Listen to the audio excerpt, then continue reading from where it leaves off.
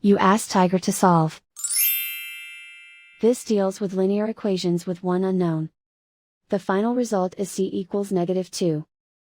Let's solve it step by step. Simplify the expression. Group like terms. Simplify the arithmetic.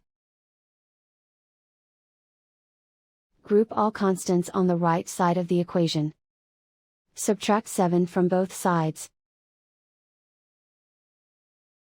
Simplify the arithmetic.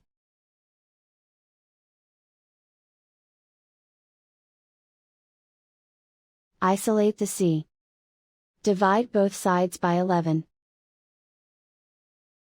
Simplify the fraction.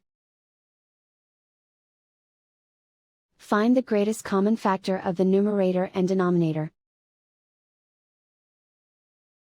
Factor out and cancel the greatest common factor. And so the final result is c equals -2.